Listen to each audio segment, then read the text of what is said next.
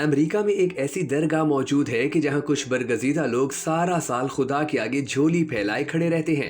دن ہو یا رات یہ وقت کی پرواہ کرتے ہیں اور نہ اپنے آرام کی۔ ان کا تمام وقت اپنے رب سے علم کی طلب میں گزرتا ہے۔ ان لوگوں کی تپسیا میں ایسی شدت ہے کہ خدا انہیں مایوس بھی نہیں کرتا۔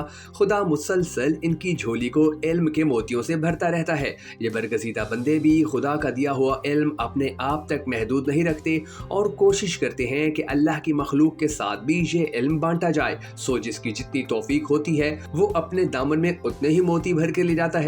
یہ درگاہ ہیوسٹن میں واقع ہے اور اس کا نام ناسا ہے۔ جی ہاں، ناسا۔ یہاں جو لوگ کام کرتے ہیں انہیں رب نے کتنا علم عطا کیا ہے اس کا اندازہ یوں لگایا جا سکتا ہے کہ آج سے کچھ سال پہلے یعنی 18 فروری 2021 کو ان برگزیدہ بندوں کی بھیجی ہوئی خلائی مشین 6 کروڑ کلومیٹر کا سفر طے کر کے مریخ کی سطح پر اتر گئی۔ زمین سے مریخ کا کم سے کم فاصلہ 5 کروڑ 46 لاکھ کلومیٹر ہے، مگر یہ صرف کتابی فاصلہ ہے کیونکہ حقیقت میں مریخ سے زمین کا اتنا کم فاصلہ آج تک ممکن نہیں ہو سکا۔ یہاں کا کم سے کم فاصلہ 2003 میں ریکارڈ کیا گیا تھا جب مریخ اور زمین اپنے اپنے مدار میں ایسی جگہ پر تھے کہ جب ان کے درمیان 5 کروڑ 60 لاکھ کلومیٹر کی دوری تھی۔ سو ہم یہ کہہ سکتے ہیں کہ ناسا کے جہاز نے تقریباً 6 کروڑ کلومیٹر کا فاصلہ طے کیا، مگر شاید یہ بات بھی مکمل طور پر درست نہ ہو کیونکہ مریخ اور زمین کے درمیان فاصلہ 40 کروڑ کلومیٹر تک بھی چلا جاتا ہے، جبکہ اوسطاً یہ دونوں سیارے ایک دوسرے سے تقریباً 22 کروڑ کلومیٹر کی دوری پر واقع ہیں۔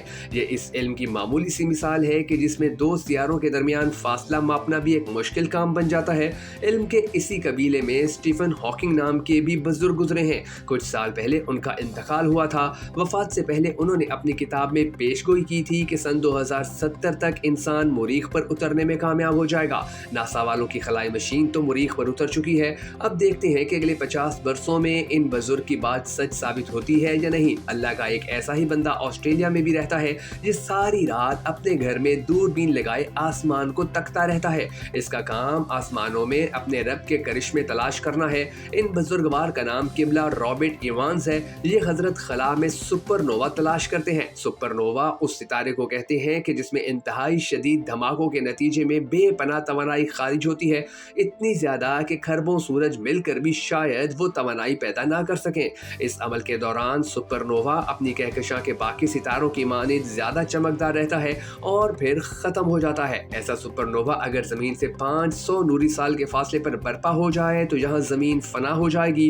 بقول ساقی فاروقی کہ کئی سورج مجھ میں ڈوب گئے میرا سایہ کم کرنے کے لیے۔ جناب ایوانس کا کہنا ہے کہ ہماری خوش قسمتی ہے کہ یہ کائنات اس قدر وسیع ہے کہ ہمیں سپر نووا سے تباہی کا خطرہ نہیں، کیونکہ یہ شدید دھماکہ ایک خاص قسم کے ستارے میں ہوتا ہے جو ہمارے سورج سے کم از کم 10-20 گنا بڑا ہو، اور ایسا کوئی سورج ہمارے نظام شمسی میں موجود نہیں۔ اس قسم کا جو ستارہ ہمارے سب سے زیادہ قریب ہے وہ 50,000 نوری سال کے فاصلے پر ہے۔ سپر نووا اربوں سال تک روشنی دیتے ہیں، مگر جب ان کا وقت قریب آتا ہے تو وہ اچانک ہی معدوم ہو کر ختم ہو جاتے ہیں۔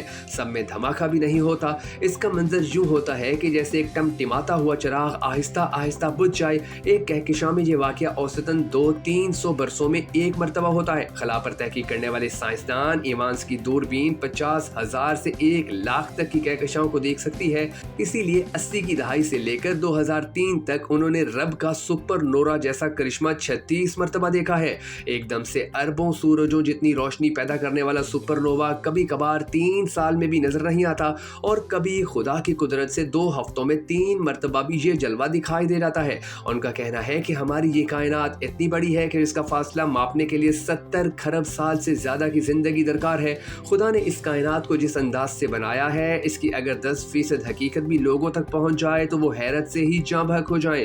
اسی طرح کے ایک بزرگ جو اوکرائن میں بھی گزرے ہیں، ان کا نام گرامی جارج گامو تھا۔ ایک مرتبہ آپ مراقبے میں تھے کہ آپ پر یہ راز کھلا کہ اگر یہ کائنات بگ بینگ کے نتیجے میں وجود میں آئی ہے تو اس واقعے کی باقیات کے طور پر ریڈیائی لہریں اب بھی کائنات میں موجود ہوں گی، اور چونکہ یہ کائنات بے حد وسیع ہے تو زمین تک پہنچتے پہنچتے وہ لہریں اب تک مائکرو ویو کی شکل اختیار کر چکی ہوں گی۔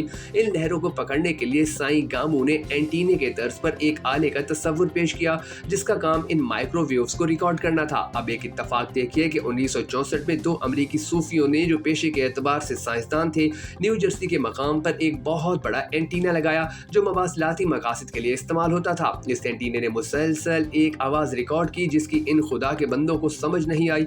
इन्होंने एंटीने की हर तरह से जांच की, हर पेज खोलकर दोबारा कसा, सब पुर्जे नए सिरे से जोड़कर भी देखे, मगर आवाज आनी बंद न हुई। दिलचस्प बात यह है कि इनसे महज 50 किलोमीटर के फासले पर प्रिंसटन यूनिवर्सिटी में साईं बाबों की एक अलहदा टीम इस आवाज को रिकॉर्ड करने की कोशिश कर रही थी। ये वही आवाज थी कि जिससे न्यू जर्सी के सूफिया पीछा छुड़ाने में लगे हुए थे। ये कायनात के आगाज की आवाज थी। ये वो कदीम तरीन रोशनी थी जो अब माइक्रोवेव की शक्ल में ढलकर इन तक पहुंची थी। इन सूफिया को मालूम ही ना हो सका कि खुदा ने उन्हें कैसा तोहफा अनायत कर दिया है। वो 90 अरब खरब मील परे कायनात के कोने से इब्तदाई और कदीम तरीन फोटोन रिकॉर्ड कर रहे थे। मजीद दिलचस्प बात यह है कि इन सूफियों और साइंसी बाबों की टीमों को पता ही नहीं था कि रूस का एक बुजुर्ग 1940 में ये पेशगोई कर चुका है कि कायनात के आगाज की आवाज अब भी इस आलम में मौजूद है। 1978 में न्यू जर्सी के सूफियों को इस कारनामे पर, जिसमें इनका कोई कमाल था और ना इदराक कि वो क्या रिकॉर्ड कर रहे हैं, फिजिक्स का नोबल इनाम दिया गया। मनचले का सौदा इशफाक अहमद का शाकार ड्रामा है। इसमें एक किरदार कहता है कि अब खुदा तक पहुंचने का रास्ता बदल गया है। अब तब्बैयात को समझे बगैर माँ बाद अल तब्बैयात समझ नहीं आ सकती। मुराकबा अब लेबोरेटरी में होता है। अगर तुम्हारा साईं बनने का इरादा है, तुम्हें सूफी बनने का शौक है, तो अब इधर से ही आना पड़ेगा, यानी साइंस के समंदर से, साइंस के टीचर्स नहीं बल्कि साइंस के साधु बनना। साईं मैक्स प्लांक की तरह, साईं नील्स होबर की तरह, बाबा रिदरफोर्ड और साईं आइंस्टाइन की तरह। जब तुम ऐसा करने लगोगे तो तुम पर जमाने के बातिन रोशन होने लगेगा। अफसोस कि इशफाक अहमद जैसी तवाना आवाज भी नकार खाने में तोती साबित हुई कि गो आज हम बाबे और साईं पैदा कर रहे हैं, मगर ये वो बाबे नहीं जिनका जिक्र इशफाक साहब कर गए थे। ये वो बाबे हैं कि जो जहालत का सुपरनोवा है, ऐसा सुपरनोवा जिसके मादूम होने का अगले कई बरस तक कोई इम्कान नहीं। हाँ, मगर इनकी रोशनी हर जगह फैलती चली जाएगी। दोस्तों, अगर आपको हमारी ये वीडियो पसंद आई हो तो हमें सपोर्ट करने के लिए भखर नेटवर्क वीडियोस की इस वीडियो को लाइक और शेयर जरूर कर दीजिएगा।